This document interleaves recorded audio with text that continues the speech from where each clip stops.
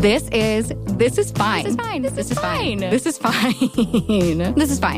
This is a poor substitute for therapy, but an excellent substitute for other podcasts. We're not like other podcasts. Join us as we find the answers to the universe's biggest questions like, is butter a carb? Does crying burn calories? And what the fuck am I doing with my life? We're here to be your part-time therapist, astrologer, concierge doctor, and fairy godmother. Do you need someone to validate you today? Cool. Come on in. We're fine. This is fine. Today's episode is brought to you by Picnic Health. If you're someone who regularly sees the inside of a doctor's office and you need a little help keeping all your records straight, or you aspire to be the kind of person who gets an annual physical, has a dermatologist, and is on top of all their medical shit, Picnic Health is your ultimate resource for your entire health history. Picnic Health allows you to take ownership over your health and to easily access every single record, lab result, scan, and more, down to the doctor's notes. Trust me, I've seen mine. Navigating healthcare can be scary and intimidating, but Picnic Health makes it so much easier. You also have the option to anonymously and securely contribute to health research that's working toward finding cures for over a dozen diseases, which also makes your membership totally free. $0 a month free. To learn more about owning your health, visit picnichealth.com, picnichealth.com. Hey everyone, Dominique here. You've made it to episode 3 of This Is Fine. You are officially a frequent flyer, and I'm so glad you're tuning in. As you've probably gathered by now, whether you know me personally or you've just listened to the past few episodes, I love sharing things that I love with other people. If there's something that has impacted my life for the better, you bet your ass you're going to be hearing about it a lot. It could be a perfume, a food, a workout, a beauty product, a book, a practice, or something I'm learning, anything. And that includes people who have made a positive impact on me as well. If I know someone great, I want everyone to know how amazing they are and to be able to feel what I feel, learn what I learn, all that good stuff, you know? Y'all, I am so excited and truly honored to have Les Alfred here today for our 3rd episode of This Is Fine. She is the creator and host of the Balanced Black Girl podcast and community, a writer and content creator, a certified personal trainer, a yoga instructor, and a fellow precision nutrition coach. I started following Les on Instagram in the early days of my fitness journalism career, back when she was the Balanced Berry. I immediately had an Instagram crush on this girl. I loved her energy, and I was like, wow, this girl is fit, she's gorgeous, she's got beautiful content, she's so optimistic, but so real and honest with her storytelling. She's one of those people on the internet that you're like, wow, if you weren't so lovable, it would be so easy to hate you. You're amazing. Just out of pure envy. I have counted Les as my quote-unquote internet friend ever since. She's always been incredibly supportive and kind, even though we've never actually met in person, and I am perpetually in awe of how this Leo queen does it all. She runs her own business. She's grown a community from the ground up. She continues to make incredible content on Instagram and TikTok now. She's built her podcast, Balanced Black Girl, into a veritable empire, and she still just takes such good care of herself, at least from what I see online. She stays healthy. Meanwhile, I am in 3-day-old sweatpants eating Reese's ice cream out of the court. It's fine. I need to absorb some of her personal discipline through osmosis, maybe on this call during this episode. Les was one of the biggest inspirations for me when creating This Is Fine. Through her work and her podcast, she has introduced me to new healthy recipes, other amazing creators in the health and wellness space that I have since followed and learned from, and new concepts like life design. I'm definitely going to link to her episode where she talks about that. It was so cool. So I'm not only inspired by her as a fellow businesswoman, founder, and podcaster, but I am such a fan and consumer of her work and the content she's putting into the world. Without further ado, here she is. Les, welcome. I think this is our first time actually talking outside of a keyboard. I'm so glad you're here. Thank you for having me. Yeah, it is our first time actually interacting outside of Instagram or TikTok. Yeah, it's been a while. I know. So I did give some context in the intro, but yeah, we've been internet friends. When I was at Pop Sugar years ago, I found your account. Instant Insta crush, was like, love this girl, and have watched your career and your podcast blossom. And that's just been such a massive inspiration to me as a business person, as a now podcaster, a wellness person in general. So thank you for being such an inspiration, not just to me, but to everyone in this space. Oh, thank you. I really, really appreciate that. Yeah. So first things first, we're called This Is Fine. Are you fine today? How are you doing today? How are you doing this week? That's a great question. Overall, I felt like I was pretty good this week. Today, I wouldn't say fine. I mean, we're recording this, when the Supreme Court Roe v. Wade news came out. Yep. So rough day. Definitely don't feel fine. But I'm hanging in there. Yeah. Okay. I'm glad. Yeah. We're all kind of in it together right now. It is definitely not a fine day and not the day we really want to pretend it's fine either. But for the sake of today, thank you for being here anyway and talking about something completely different to maybe take our minds off of it. Which is honestly welcome. Distractions. Okay, great. Welcome. Yeah. Let's think about literally anything else. Yeah. Okay. So just jumping right into it. For our listeners who are just getting to know you, your focus is on health, wellness, mental health, great topic for today, and all through the lens of women of color. Can you share a bit about how you got into the space as a whole at first, and then what your experience was like that led you to creating Balanced Black Girl? Yeah. So I first became interested in wellness a long time ago when I was in college, and I was not in college recently. This was like over a decade ago. I think we're like the same age. So yeah. Sometimes through voice, you can't tell. Be like, did she graduate last year? Like, no, is she I graduated last decade. So not recently. I know it feels so heavy when you think about it. Yeah. But I first became really interested in wellness actually the summer between my junior and senior year of college. I had my first kind of corporate internship, and it was unlike any other experience I'd ever had. I'd had other jobs, I'd had other internships, but a lot of it was like very event based. So I was running around and hosting events. I was working in retail. I was working in food service. So that was my first time truly being in an office environment, sitting at a desk and just being sedentary. Yeah. And totally.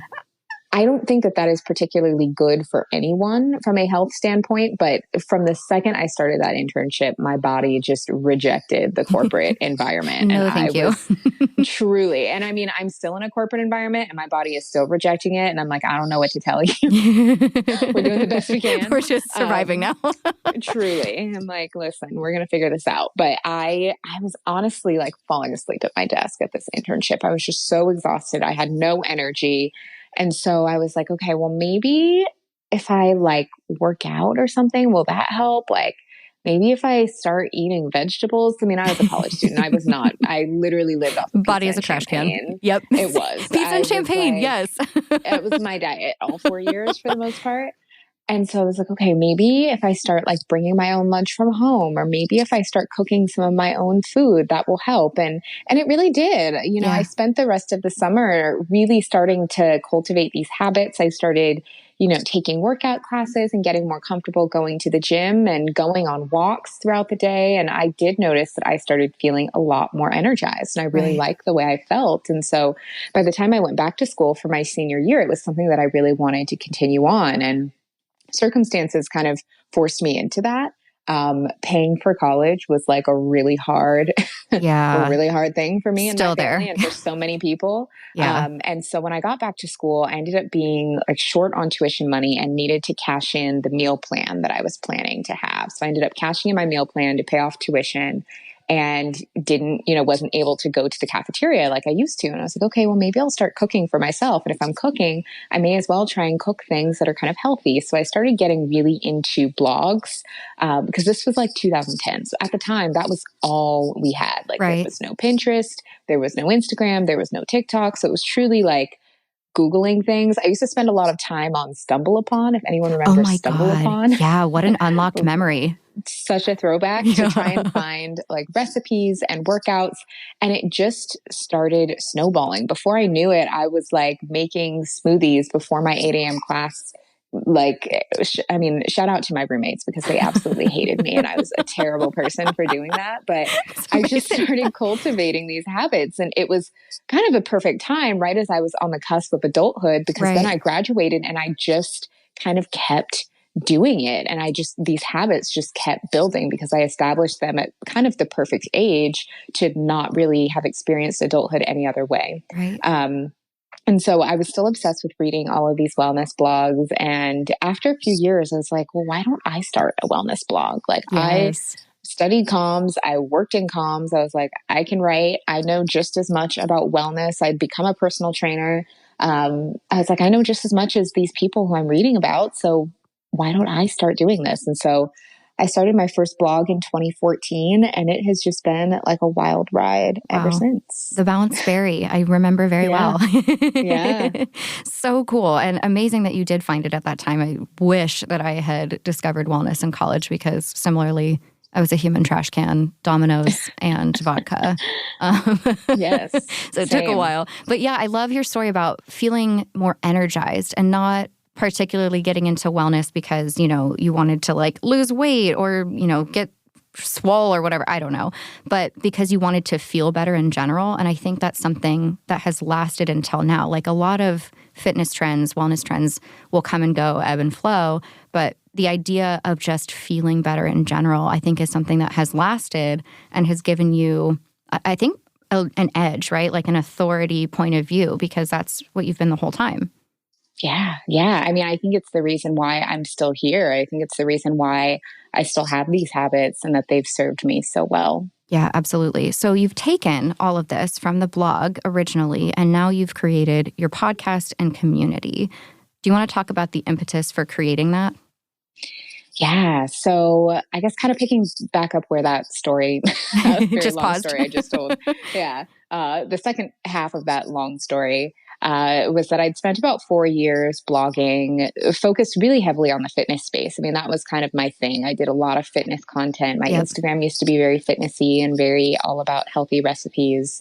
So I did that from 2014 until 2018. And in 2018, that was just when the ish really hit the fan in my life. I don't know if you're like an astrology girly, but like 100%. the Saturn return hit, and I just was kind of a mess. It was like, I'm like shocked that you're saying this too, because I don't know if we've ever talked about this personally. 2018, like kind of early in the year, was when I had to take my mental health leave from work and ended up leaving my job and starting over because literally shit hit the fan. And I was like, I can't anymore. Damn. Right. Do you have any Virgo placements? I know you're a Leo. Do you have any Virgo placements?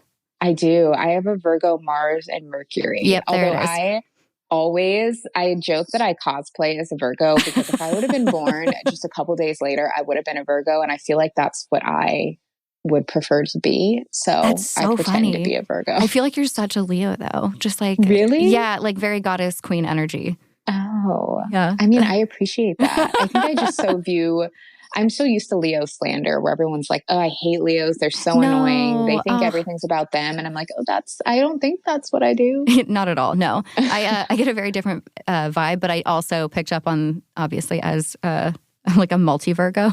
And I'm like, I feel like jealous. We have like a very similar brain. I've got the sun rising Mercury and Venus. Oh my God. That's like a lot of Virgo. So aggressive. I'm on the Libra cusp with like a Libra moon. This is like way TMI for like anyone listening. I'm so sorry. Like wasting everyone's time with my birth chart. But yeah, anyway, the Virgo brain, I totally get it. And I feel like that's probably helped you a lot with communication and bringing this into the podcast world. Oh, absolutely. I mean, especially having a Mercury placement in Virgo. So for those who are maybe not as familiar with astrology, Mercury on your birth chart is what really rules how you communicate. And so having a Virgo placement in Mercury means I communicate very clearly and I communicate in a very linear way. And I think that really helps with storytelling and being able to describe things in a way that people can follow because it's very clear, it's very concise, it's organized. Exactly the information you need when you need it and nothing more, nothing less. Yes, that's a perfect explanation. Yeah.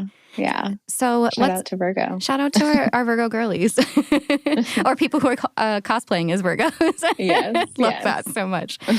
Okay. So circling back, you are in this wellness industry. You're a creator. You're a communicator. You're in your Saturn return, 2018. Yeah. Shit is hitting the fan. Yes. Walk us through it. So much is hitting the fan. So at that time, I had gone through kind of multiple career changes, but what had been a constant was fitness. Fitness was something that I was constantly falling back on. If I needed extra money, I could like put out a fitness program or take on personal training clients. And so I always had that kind of in my back pocket throughout my career. And so I took some risks in my career that ended up, not really working out. And so by the summer of 2018, I'd been laid off from my corporate job. thinking that I could make it full time creating content. And my finances were like, girl, you absolutely cannot, at least not right now. Shit. Going through like a really horrible breakup and ended up having to get a new job that ended up just being really toxic and a very abusive workplace. And so I was just really going through it during that time. I was also making like no money in that very abusive, toxic workplace. And so I was like, okay, the Balanced Berry needs a break. I just need to like pause all of this. I needed to pause my own fitness. I needed to pause other people's fitness. And so I just took a break from content. And while I was taking a break, I was getting these messages from women who were like, hey, Les, I know you're like not on Instagram right now, but I'll be really excited for you to come back because I don't really see other Black women talk about fitness the way you do or talk about wellness. And you're the only person I see who looks like me, who's at these events and talking about these things. And so I was like, okay, so this is bigger than just me and, you know, my feelings in this moment. So I was kind of noodling on that. And truly one day it just kind of came to me, just this download of an idea of like, start a podcast, call it Balanced Black Girl, interview other Black women in wellness to introduce your audience to them so that they can have other people to learn from and follow. And as soon as I got the idea and kind of got the download to do that, I immediately started executing. I immediately like bought the domain, went to Amazon, ordered a microphone, and the podcast launched 10 days later. And honestly, the podcast probably would have launched sooner, but that was how long it took iTunes to like approve having the podcast live. Sometimes they do it instantly. Sometimes it takes a few days. Right. But I just went into straight like focus mode and launched the podcast in 10 days. Damn, girl, that's amazing. That took me way longer. I think a little analysis paralysis, but 10 days, and it would have been sooner. And I think that's a really good point for anyone listening who wants to start a podcast of their own. That tip that you just mentioned about Apple, it's not instantaneous. So giving yourself a little time there too. Speaking of which, could you perhaps walk us through the process of how you started recording and producing these episodes? Yeah. So how I did it back then is definitely different than how it is now. It's come a long way. And if anyone listens to maybe a recent episode and then goes back and listens to an old episode, you can absolutely hear it. So that's my other thing is like, if you're interested in podcasting or creating content in any way, don't wait for it to be perfect. Truly just start however you can and it will get better. Yeah. At that time, when I was first starting the podcast, actually my first few episodes were solo episodes. So I have an episode introducing myself and the concept of the podcast.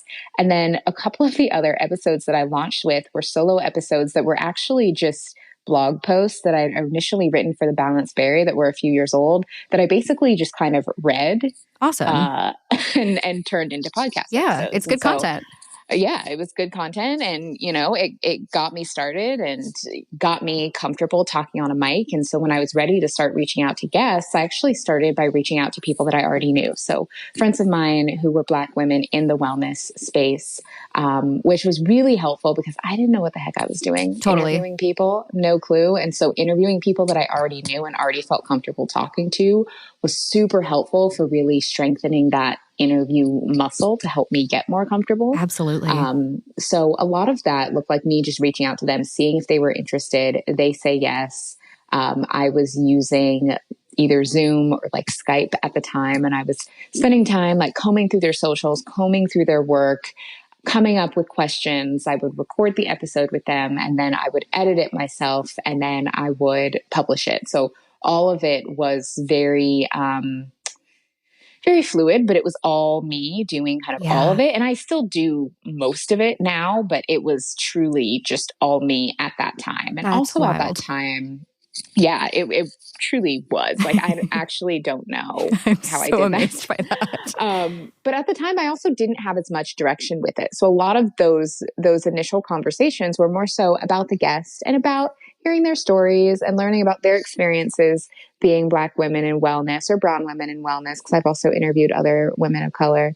And it's more of us just kind of chatting about their lives and their experiences. And I think over time, I've definitely become a lot more intentional with the topic of the episode. And now it's a little bit more topic focused as opposed to guest focus.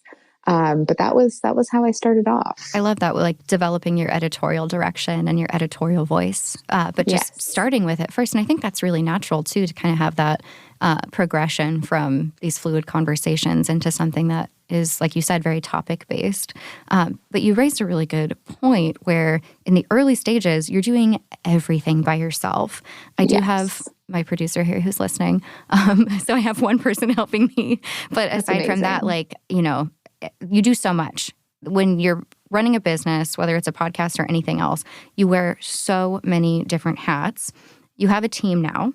A lot of people listening, especially those who are interested in podcasting, they're going to be like, okay, how do I get there? That seems unattainable, far away, whatever that block is that's between them and that point. How did you get to that point of being able to scale and bring on support? Do you have any tips?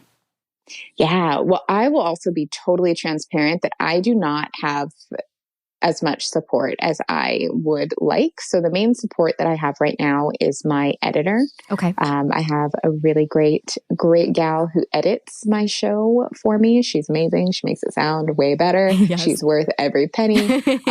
But pretty much everything else I still do myself. And at times I've had other support or other virtual assistants, and some of those scenarios haven't worked out. But I think first it is important to start doing things on your own so that you understand each part of the process, because it's really hard to teach someone else how to do something that you don't understand. Absolutely. And that's why I've kind of struggled when I have had people on my team in the past where it didn't really work out. It's because I was asking them to do something that either they didn't know how to do and I didn't know how to teach them how to do it.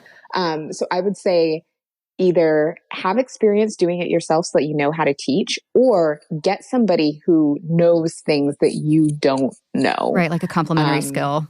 Exactly. And then to just start outsourcing one thing at a time. I mean, when I first started outsourcing editing, it's actually someone who followed me on Instagram she volunteered to do it. She was like, hey, I'm actually a video editor and I really want to learn how to work with audio better. Wow. Can I edit your show? And I was like, that's amazing. You sure can. Oh, wow. I want to. And so then, so she did that for a few months and it was super helpful. That helped me understand, like, how do I get files to someone and how do I give feedback on edits? And then as soon as I was able to afford it, I've outsourced podcast editing. And that's something that I will always outsource. I edited my own show for the first year and I will never again. It's a hard process. Editing is the hardest part and the most time consuming. And so what program did you use? I was just using GarageBand. Oh, nice. Okay. Yeah. I mean, that's a great tip though, for someone who is like, yes, it's hard work, but if you have that tool on your computer, which I'm pretty sure is free with every Apple device, right? Mm-hmm. Yeah, it's something that you can get started with right now. Like, you don't have to have the money up front for an editor, and you can jump in if this is something you're passionate about.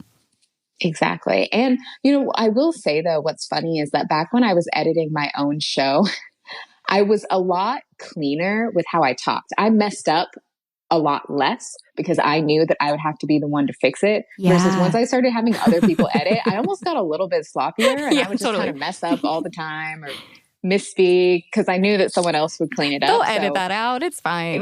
Right. But when it was me having to do that, I was on it. My words were sharp. Wow. Yeah.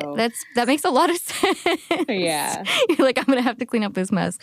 But I also kind of picked up on something that has supported you has been your network. People who have supported you by coming in as guests, people who wanted to learn something and came in to help you with editing.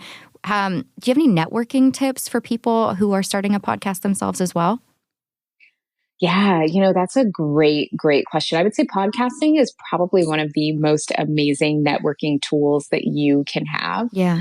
I think a mistake that people make when they first start podcasting is they start podcasting and start wanting to have these like famous, in-demand guests right away. You need celebs, You launch a podcast and want Oprah to come on to your first episode and get really disappointed when she can't. And I took the total opposite approach. I truly was interviewing my peers and they are every bit as amazing and phenomenal as Oprah. And they're also a lot more accessible. We're a lot more likely to say yes. Absolutely. So I think interviewing people and working with people on your podcast who are at where you're at. Issa Rae has a really great quote about this where she calls it networking across. So networking with people on your level instead of trying to go immediately for people who have these huge platforms and all this other stuff is the best advice that I can give, because the big guests will come when you build something that has a base and has listenership. That will come. But don't discount people who are where you are, because you can have amazing conversations and create amazing content from those guests who can relate to you and who can probably relate to your audience a little bit better. Such a good tip, seriously. And I love this because I am the way that I am. I did a big survey before I started this just to get, listener habits and preferences and, where are you listening to podcasts and what kind of episodes do you like, blah, blah, blah. So one of the things that came across in my insights of the data was people really care just about a good conversation, that it's more than a celebrity or a big name. If it's a good story, it just comes down to the storytelling. And I feel like you relate to that. We're talking a lot about storytelling in general. If the story is good, people are going to be engaged. And like you were saying, it doesn't have to be Oprah, even though that would be incredible. Who wouldn't want to listen to her some more? But, it's the content and it's the story and it's the connection and the energy. And that doesn't have to come from, one particular person with X amount of followers. So excellent tip. Thank you for that one. Yeah. And I'll say having podcasted for a while, I've had guests who kind of have platforms of all sizes, and big guests do not necessarily get you more listeners. They don't. True. You think they do. They do not. So it's the quality true. of the conversation. Yes. Okay. So that I used to host a podcast for another platform or another publisher, and we had a huge celebrity for that industry on one of the episodes, and it was not the top performer. The top performer was actually my very dear friend Shannon, who was on episode 1 of this podcast, my astrologer bestie. That was our top episode. People wanted to hear the content versus the celebrity. So don't get discouraged, anyone listening, if you feel like you can't get, a big name with a big following. It's not necessarily your path to success. Yep. So now you're putting out 2 episodes a week. That is so much. How do you do this? Oh, you were. Yes, okay, got it. I don't anymore. Okay. I was for a while. I was. And that was unsustainable. Okay, At good least to know. For me as a person who is working full time and is still predominantly a team of one. So when I was doing 2 episodes a week, I just wasn't really sleeping a lot. And I was like, for a wellness podcast, I should maybe sleep. I should be well. I should be well. This is making me unwell. So now I do 1 episode a week, but that it's still definitely a lift. And the way I do that is I've really dialed in my processes. So 1, I'm usually working on episodes probably 6 to 8 weeks before they are released. Yeah. When I first started, and for a very long time, I would record an episode and put it out the next week, record an episode and put it out the next week. Right. And that's totally fine when you're getting started, but especially if you have an interview-based podcast, if it's something that you want to be ongoing, it's really hard to do that because people need to reschedule. Things come up. People cancel. People forget that they've booked an interview with you. Audio gets messed up. I mean, all of these things that have all happened to me can happen that can really disrupt the flow of your show. And it was causing so much stress doing everything so last minute. So now I prefer to batch things. So I will usually brainstorm or ideate about 6 episode topics at a time. I will determine who I want the guests to be. I will reach out to those guests, a month or 2 in advance of when I'm planning to record to get the time booked. And then I will batch kind of the different tasks. So when I'm doing research and scripting to learn more about a guest, I will batch kind of the scripts and the questions all at once. So I'll spend a week kind of focusing on that. When I record, I will usually block off about 3 days each month that also correspond with the right time in my cycle to be communicating and recording. But that's a whole different thing. Cycle syncing could be its own episode. Yeah. Is it on BBG yet? It is. I've done episodes about cycle syncing. Okay. We haven't talked as much about work, but I that would be so cool. Get more into that. but I will block off a few specific days on my calendar that are available for interviews. And if there is a guest who truly can't make that work, I'm happy to like be flexible and accommodate, but usually they can. Yeah. And I have that whole process of getting guests on the show down to kind of a science. So I have like my scheduling calendar. I like to use Acuity. People can use anything like Calendly, whatever that's updated with my availability to record for that month. I will reach out to guests at a certain time based off of when I kind of need their episode recorded by.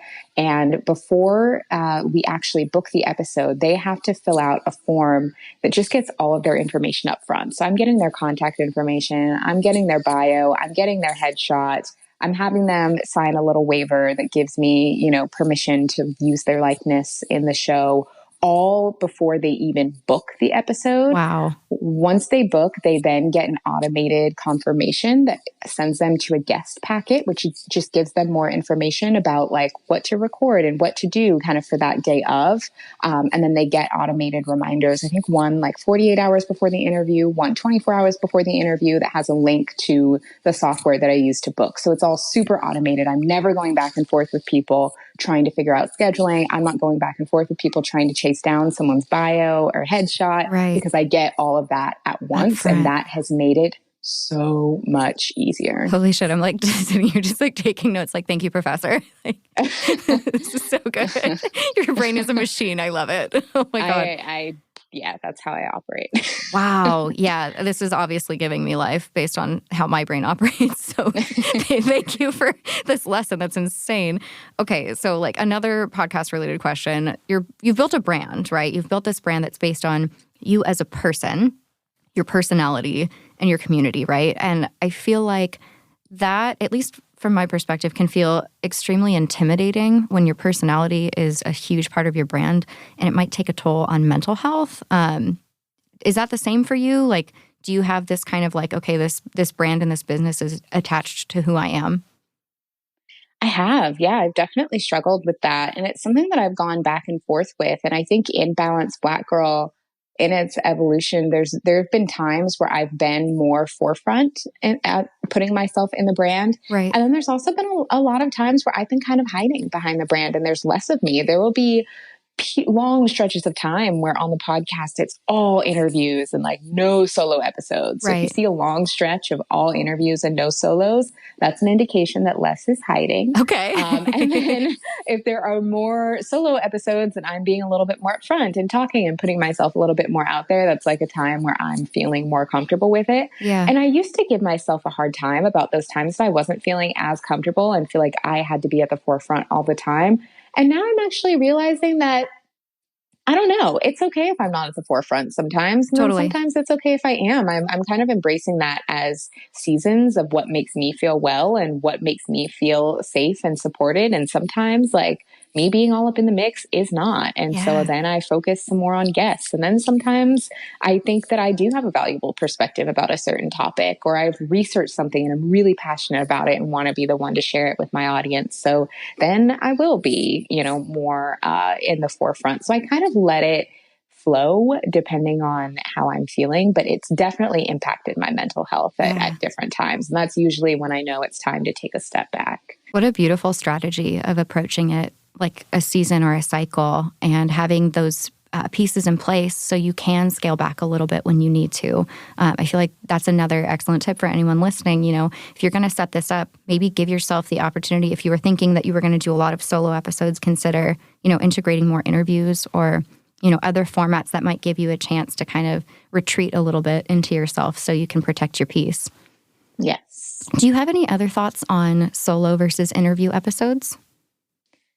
Yeah, I think what's interesting is that the feedback that I get from my audience is that they love solo episodes. Oh, nice. And what I, as a creator, love is interviewing people. I'm right there with you. I love talking to people.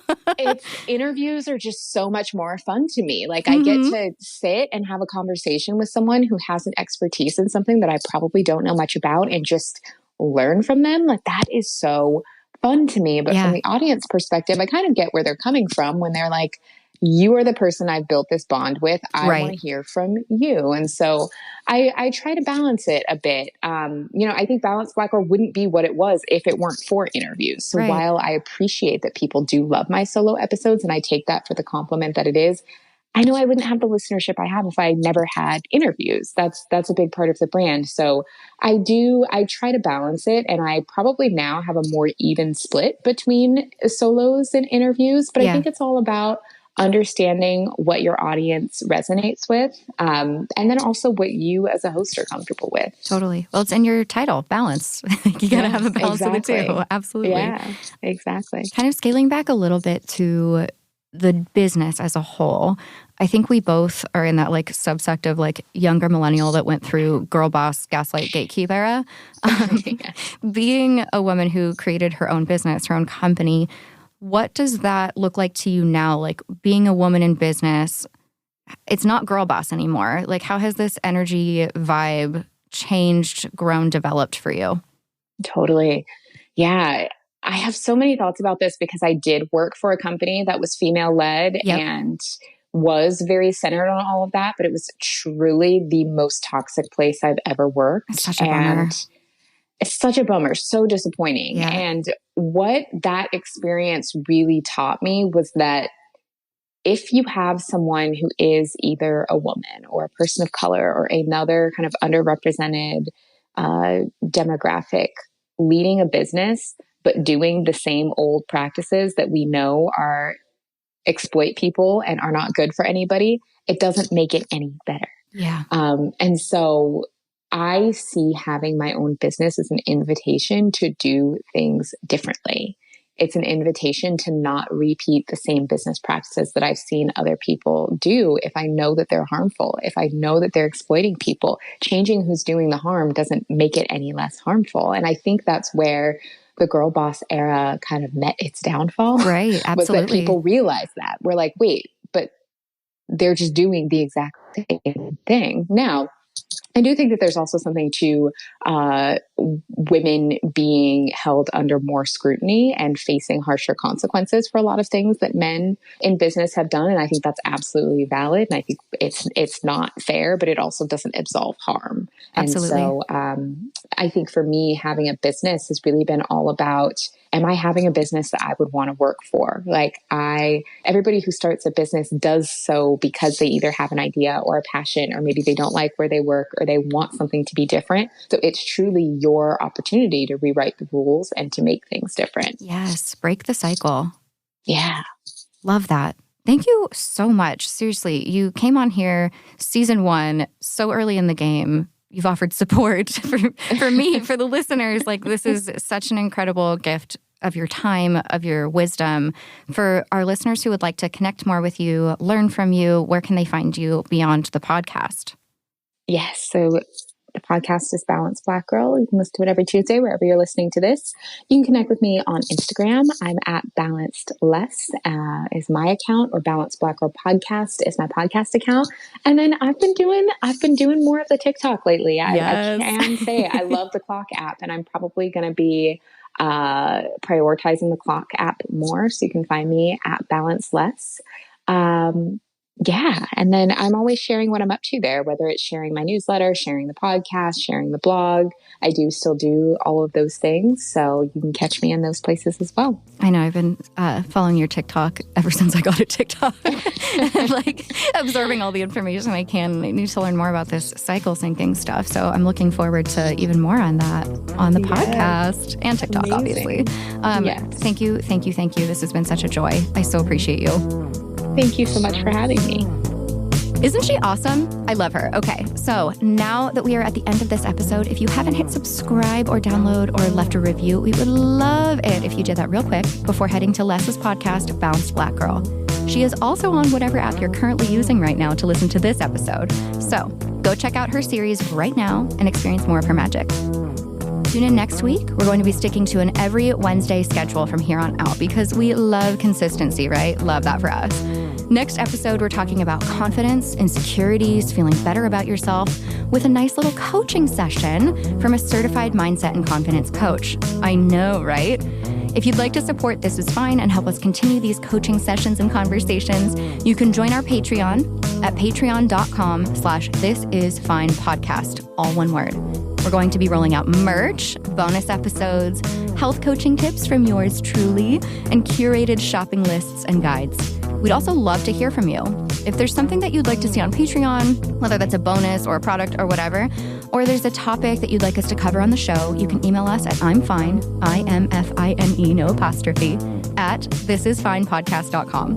Tell us what you're feeling and what you're thinking about how you feel. Okay, ta-ta for now, babies. Bye.